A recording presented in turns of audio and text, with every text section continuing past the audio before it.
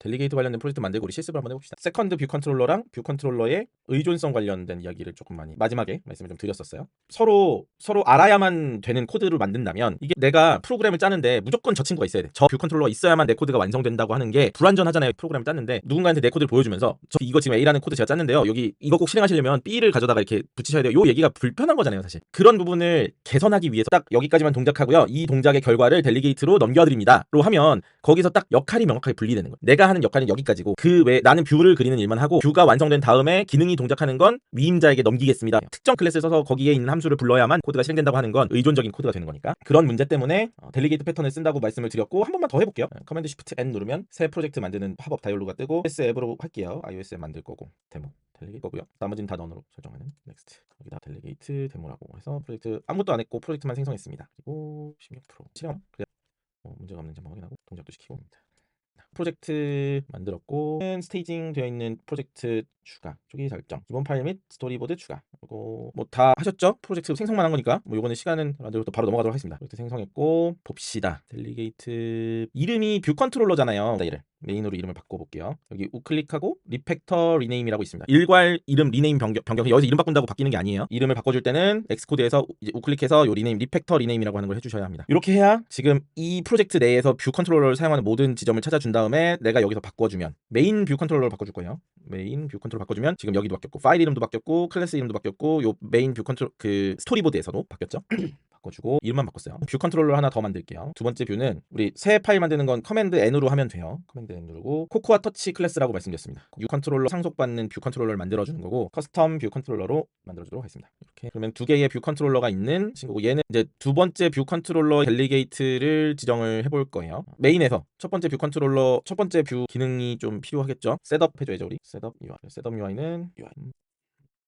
빠르게 하죠. 빠르게 셋 버튼만 만들 거래요. 버튼으로 할게요. 셋업 버튼을 만들 거고 셋업 버튼은 복사에다 붙여놓도록 하겠습니다. 네, 길 거니까 조금 더 빠르게 속도감이요. 여기서 델리게이트를 아직 안 줬으니까 이거 주석 처리 넣고 이 얘기는 버튼 하나를 만들어 가지고 지금 뷰에다가 애드 서브 뷰 하는 내용이고 커스텀 뷰 보기 페이지로 넘겨줄 거고 셀렉터를 썼는데 셀렉터 대신에 UI 액션으로 바꿔줄 수도 있죠. 우리 후행 클로저 쓴 배웠잖아요. 얘를 괄호를 첫 번째 파라미터여도 클로저 첫 번째 파라미터는 이름을 쓰지 않는 형태. 기억나시죠? 이렇게 할 수 있어요. 그리고 셀프 친구 요걸 뺄 수 있죠. 이렇게 하면 같은 코드예요. 요게 조금 더 오브젝티브 C 좀 빼내려는 노력, 최신 코드로 만들려는 노력으로 바꿔줬습니다. 요 에덱션 커스텀 뷰 컨트롤러로 넘어가는 거고 이렇게 동작을 시킬 거고 커스텀 뷰 컨트롤러는 또 와서 요 커스텀 뷰 컨트롤러도 이제 여기서 델리게이트 패턴을 사용하려고 하는 거죠. 지금 요 선택적 메서드 익스텐션을 쓴 이유는 지금 프로토콜은 함수 바디를 가질 수 없는 거 아시죠? 선언부만 가질 수 있는데 반드시 만들어줘야 되는 데에서 문제가 생기니까 델리게이트 익스텐션이라고 하는 친구로 마치 델리게이터 클래스가 만들어진 것처럼 한 다음에 거기에 기본 구현체를 담아둠으로써 커스텀 뷰 컨트롤러 델리게이트를 가져다 쓸 친구는 윌 어피어를 꼭 만들지 않아도 되게 만들어주는 코드가 추가된 거예요. 여기 주석들이 다 달려 있습니다. 그러니까 나는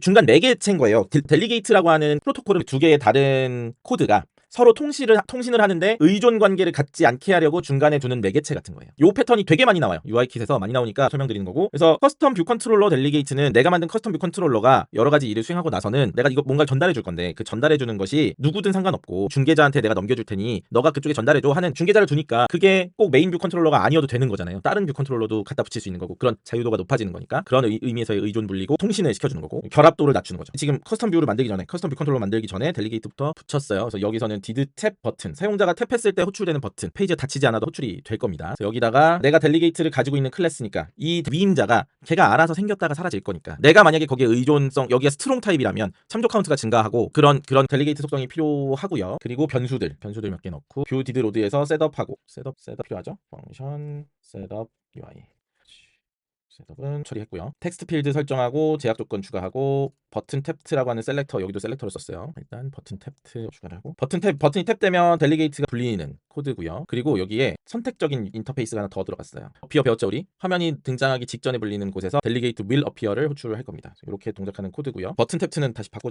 UI 스코어 닥치업 인서 셀프 탭 버튼 탭트 이럴 겁니다. 버튼 클릭 이벤트 설정도 했어요. 이해되셨죠? 두 번째 클래스에서는 텍스트 필드 텍스트 입력하고 버튼 설정에서 버튼이 눌리면 텍스트 필드에 있던 문자열을 가져와서 디드 탭 버튼하고 텍스트 전달하고 요거 할 거고, 그러면 첫 번째 뷰에서는 요거를 받아다가 처리하는 델리게이트를 추가해야 되는 거죠. 여기에 커스텀 델리게이트, 커스텀 뷰 컨트롤러 델리게이트를 추가하고, 그러면 여기에 올 스톱 컨포먼스라고 해서 이 델리게이트가 추가해야 하는 규칙을 추가하라고 에러가 뜨는데 픽스를 누르면 디드 탭 버튼만 만들어지고 윌 어피어가 선택적으로 빠진 거예요. 왜 빠졌어요? 아까 여기서 말씀드렸죠. 요 익스텐션을 따로 해서 요 선택적 메서드로 만들기 위해서 요걸 따로 이렇게 하나 더 해놓은 거예요. 그럼 안 만들어도 되는 거죠. 저 친구는 버튼이 탭되었습니다. 요거 그리고 위치를 좀 바꿔줄게요. 저는 순서 중시한다고 말씀했습니다. 이렇게 해주고, 그래서 보통 마크를 여기다 씁니다.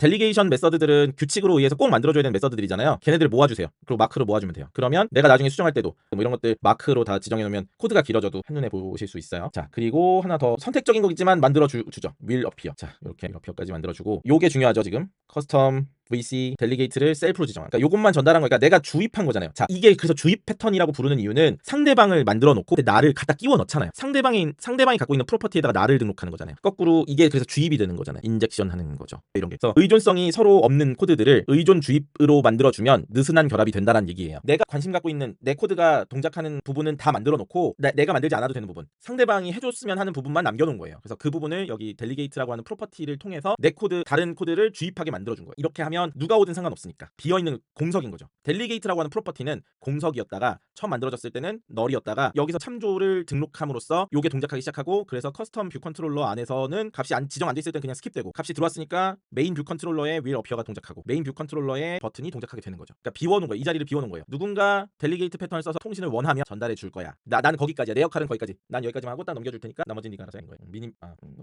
얘를 좀 이렇게 해야겠다.